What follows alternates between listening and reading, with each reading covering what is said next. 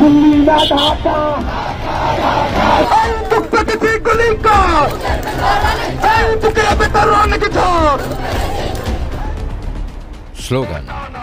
বিপ্লবের মাঠে গর্জে ওঠা মানুষের কণ্ঠস্বর, বহুদিনের অনুচ্চারিত ক্ষোভের তাৎক্ষণিক প্রতিফলন। স্লোগান কোনো সাধারণ শব্দের ব্যবহার নয়, এটি ক্ষোভ, বেদনা আর স্বপ্নের সম্মিলিত উচ্চারণ। স্লোগান মানুষকে এক কণ্ঠে বেঁধে রাখে, চেতনাকে জাগিয়ে তোলে আর জটিল রাজনৈতিক বক্তব্যকে সহজ ভাষায় মানুষের হৃদয়ে গেঁথে দেয়। সময়োপযোগী একটি স্লোগান বদলে দিতে পারে পুরো রাজনৈতিক বাস্তবতা, ঠিক যেমনটি ঘটেছিল 2024 সালের 5 আগস্ট বাংলাদেশে। শেখ হাসিনার নেতৃত্বে আওয়ামী লীগ সরকারের দীর্ঘ 16 বছরের শাসন, শোষণ আর নিপীড়নের মাধ্যমে গড়ে তোলা ফ্যাসিবাদ ভেঙে পড়েছিল সেই দিন।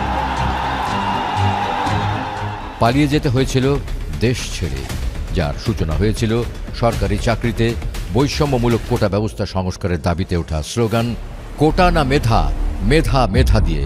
আর পরিণতি ঘটেছিল দফা 1 দাবি 1, শেখ হাসিনার পদত্যাগ, এই অগ্নিঝরা স্লোগানে।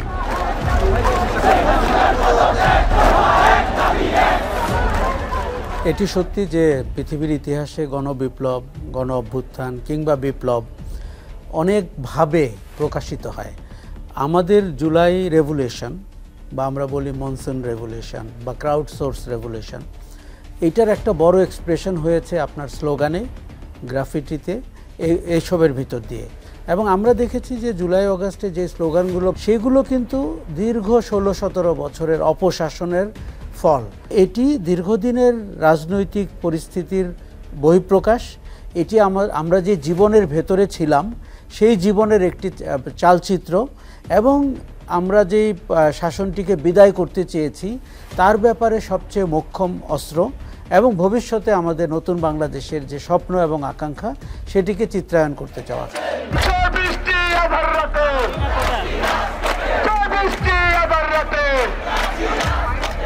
36 দিনের এই গণ আন্দোলনে রাজপথে যত বিচিত্র ধরনের স্লোগান উচ্চারিত হয়েছে তা ইতিহাসে বিরল।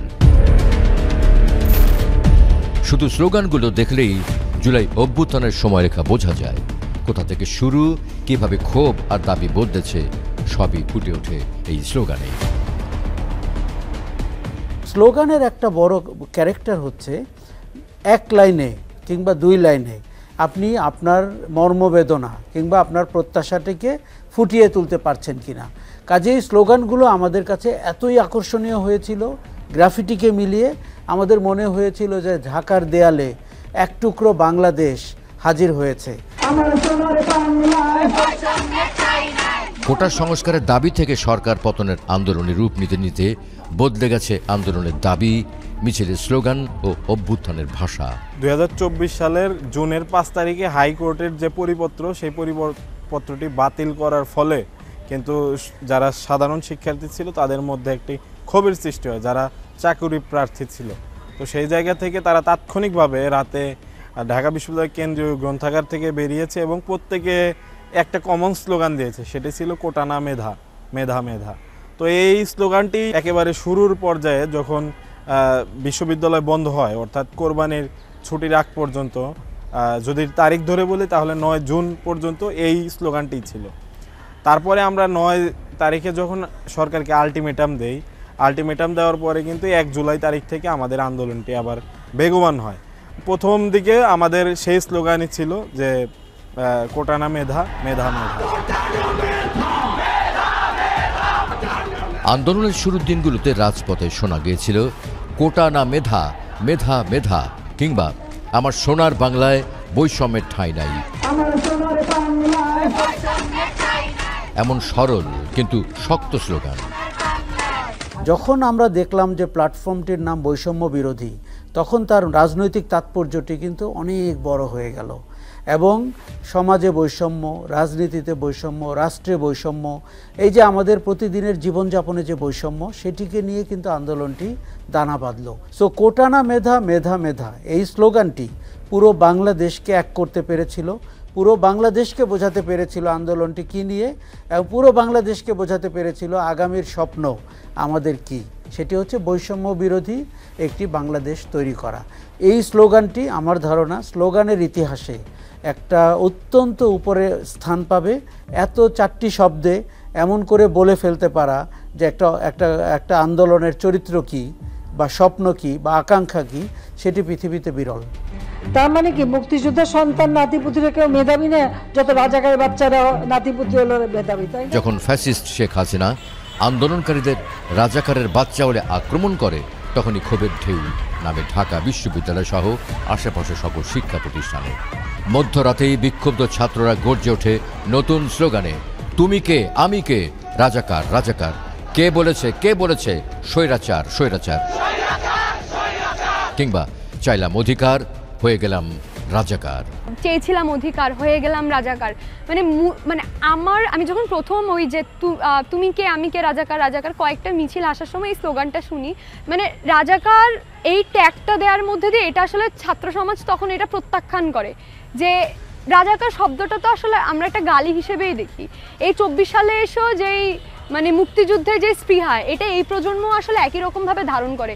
মুক্তিযুদ্ধ শুধুমাত্র আওয়ামী লীগের মানে যে কুক্ষিগত করার যেই চেষ্টা, বা বাকি সবাই মানে আওয়ামী রেজিমের বিরুদ্ধে কিছু বললে সেই রাজাকার, এই রাজাকার শব্দটা মানে বারবার বিভিন্ন জনকে ট্যাগ দেওয়ার মাধ্যমে রাজাকার শব্দটার যে ভারত্ব সেটা আসলে অনেকাংশে মানে কমায় দেওয়া হয়েছে। যখন ঢাকা বিশ্ববিদ্যালয়ে আক্রমণ হয়, ছাত্রলীগ যখন সারা দেশব্যাপী তার যে ত্রাসের রাজনীতি সেটাই আসলে উন্মুক্তভাবে আরও বেশি প্রদর্শন করে, তখন গিয়ে মানে হাসিনাকে স্বৈরাচার বলা, সরাসরি পরিমাণে সরকার বিরোধী স্লোগান দেয়া, এই জিনিসগুলো আসলে আক্রমণের পরে সেই স্পৃহাটা বা সেই প্রতিরোধটা আরও বেশি পরিমাণে বাড়ে।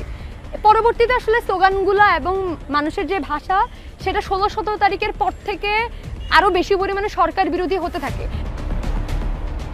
16 জুলাই পুলিশের নির্বিচার গুলিতে শহীদ হন রংপুরের বেগম রোকেয়া বিশ্ববিদ্যালয়ের ছাত্র আবু সাইদ। 2 হাত প্রসারিত করে বুক পেতে দাঁড়ানো তার ছবি হয়ে গেল প্রতিরোধ আর জাগরণের প্রতীক। স্লোগানের ভাষাও পাল্টে গেল।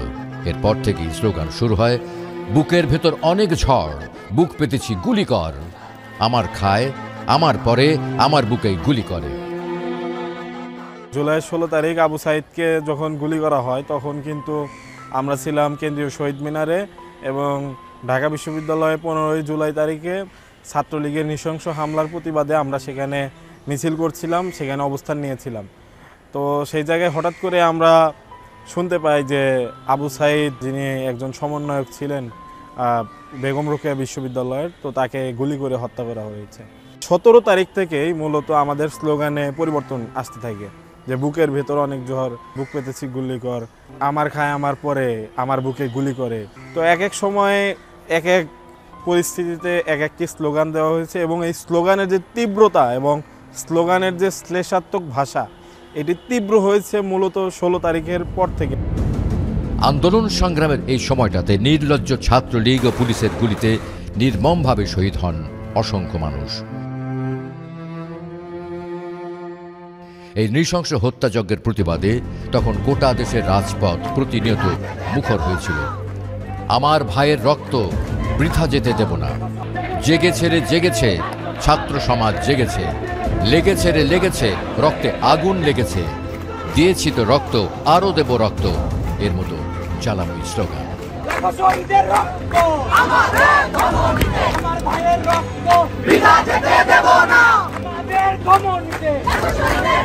এই সময় থেকে রাষ্ট্রীয় সহিংসতার বিচারেও দাবি ওঠে। স্লোগানের ভাষা হয়ে ওঠে, তোর কোটা তুই নে, আমার ভাই ফিরিয়ে দে, আমার ভাই কবরে, খুনিরা কেন বাইরে। We want justice. We want justice. Private ইউনিভার্সিটির যারা, ওরা এসে কিন্তু স্লোগান দিচ্ছে, ওদের কোনো কোটা নিয়ে তাদের কোনো মাথা ব্যথা ছিল না। কিন্তু যখন আমাদের ঢাকা বিশ্ববিদ্যালয়ের উপর আক্রমণ হয়, ঢাকা বিশ্ববিদ্যালয় বন্ধ করে দেওয়া হয়, তখন কিন্তু তারা হাল ধরেছে এবং শেখ হাসিনাকে বলেছে যে তোর কোটা তুই নে, আমার ভাইকে ফিরিয়ে দে। এই যে স্লোগানগুলো ধাপে ধাপে এসেছে, এবং আগস্ট পর্যন্ত কিন্তু এক এক পরিক্রমায় এক এক স্লোগান এসেছে।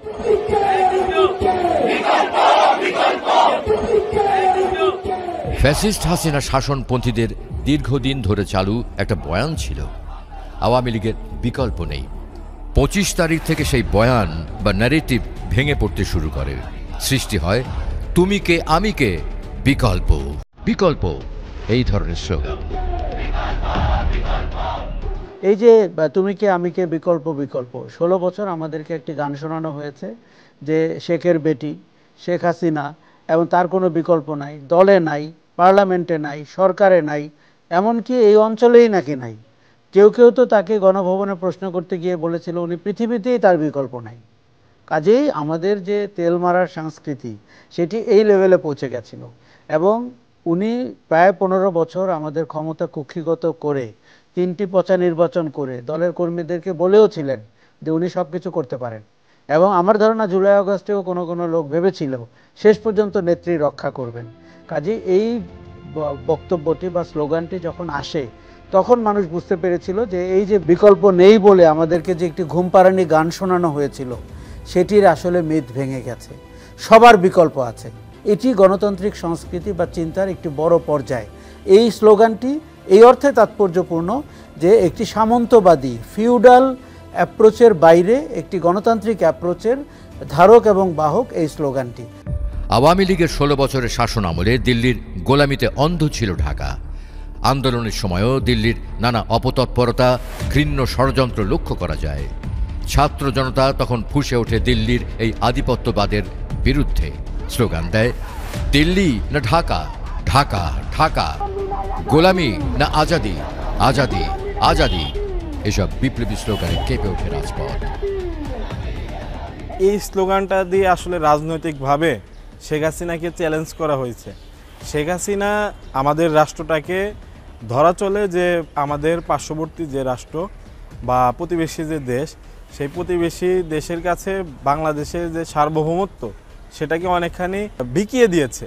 তো সেই জায়গা থেকে সব কিছুই পাশের দেশের প্রেসক্রিপশনে চলবে সেটি তো আমরা মানতে পারি না। এবং দীর্ঘদিন যাবৎ এই অঞ্চলের মানুষের সংগ্রামের তালিকায় কিন্তু এই বিষয়টি ছিল যে ভারতীয় হেজিমনি থেকে বাংলাদেশকে অবশ্যই বেরিয়ে আসতে হবে। হাসিনার শাসন আমলে আমরা দেখতে পেয়েছি ভারতের ভূমিকা, দিল্লির ভূমিকা একটি আধিপত্যবাদী শাসনের জায়গায় চলে গেছিল।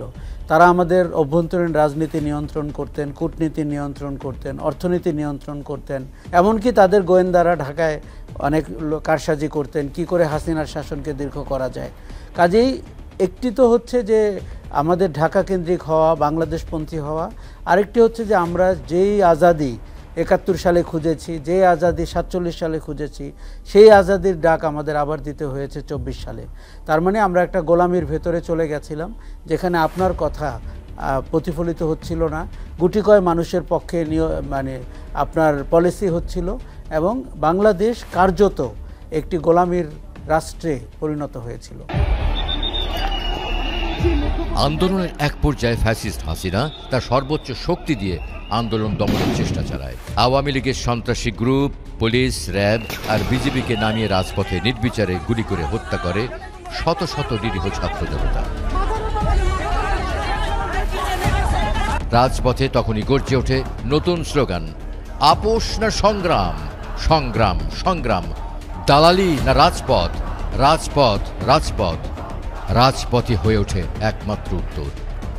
14 তারিখের তাদের রাজাকার বলার আগ পর্যন্ত কিন্তু আমরা চেয়েছি ফ্যাসিস্ট হাসিনা আমাদের সাথে বসুক, আমাদের সাথে কথা বলুক, আমরা আমাদের প্রস্তাবনা তার কাছে দিব, অন্তত একটা মানে আলোচনার জায়গা থাকুক, সেটা আমরা চেয়েছি। কিন্তু যেদিন কুটো বিরোধী আন্দোলনে এসে আমাদের ভাই আবু সাঈদ শহীদ হলেন, সেদিন কিন্তু আর হচ্ছে আপোষ করার কোনো ধরনের বুল টেবিলে বৈঠকের কিন্তু কোনো ব্যাপার আমরা রাখতে চাই না। এবং সেটাই কিন্তু ছিল ওই আপোষ না সংগ্রাম, দালালি না রাজপথ, এই স্লোগানের হচ্ছে মাহাত্ম্য। এবং ওই প্রেক্ষাপট থেকে কিন্তু এই স্লোগানগুলো উচ্চারিত হয়েছিল। আমাদের উদ্দেশ্যই ছিল সেখানে সংগ্রাম করা, সেখানে মাথা না নোয়ানো। তো আমাদের 6 জন সমন্বয়ককে তুলে নেওয়ার পরেও কিন্তু আমরা যারা বাকি 3 জন 4 জন সমন্বয়ক ছিলাম, আমরা কিন্তু আমাদের জায়গা থেকে আমাদের এই আন্দোলনটাকে নেতৃত্ব দিয়েছি। আমরা কিন্তু পালিয়ে যাইনি, ছেড়ে যাইনি। তো আমরা আপোষ দিন শেষে করিনি। আন্দোলন ও ছাত্র জনতার ক্ষোভ তীব্র হতে তীব্রতর হতে থাকে। স্লোগানও আরও বহুগুণে জ্বালাময়ী হতে শুরু করে। পুলিশ, বিজিবি ও র্যাবের গুলিতে শত শত মানুষের মৃত্যুর মিছিল যত দীর্ঘ হতে থাকে, হাসিনার পদত্যাগের দাবিও তত স্পষ্ট হতে শুরু করে। স্লোগান ওঠে 1 2 3 4 শেখ হাসিনা গদি ছাড়, দফা 1 দাবি 1 শেখ হাসিনার পদত্যাগ, 1 দফা 1 দাবি স্বৈরাচার তুই কবে যাবি। 1 2 3 4 শেখ হাসিনা গদি ছাড়, এটি আসলে একেবারে শেষ মুহূর্ত, অর্থাৎ আগস্টে যখন আমরা প্রবেশ করি তখনকার স্লোগান ছিল, এবং এই স্লোগানের মাধ্যমে আমরা বুঝতেই পারি যে 1 দফাকে বোঝানো হয়েছে, এবং 1 দফায় ফ্যাসিস্টের পতন এবং ফ্যাসিবাদী ব্যবস্থার যে বিলোপ, সেই আকাঙ্ক্ষাকে এই স্লোগানটি আসলে মূলত ধারণ করেছে। তো শেখ হাসিনা তাকে নিজেকে অনেক বড় মনে করত, সে মনে করত যে আসলে তার কোনো বিকল্পও নেই, এবং বাংলাদেশে সে এসেইছে শুধু রাজ করার জন্য। তো হাসিনাকে গদি ছাড়ার চ্যালেঞ্জ করেছিল ছাত্ররা, এটি বাংলাদেশের সবাই জানে, এবং 1 দফার যে ঘোষণা সেটিও এই ছাত্র সমাজের মুখ থেকে গিয়েছে। 4 আগস্ট শহীদ মিনার থেকে ঘোষণা হয় গণভবন ঘেরাওয়ের লং মার্চ। রাজপথ ছাড়িয়ে সারা দেশের মানুষ তখন এক কণ্ঠে জেগে ওঠে, ঢাকায় আসো জনতা, ছাড়তে হবে ক্ষমতা।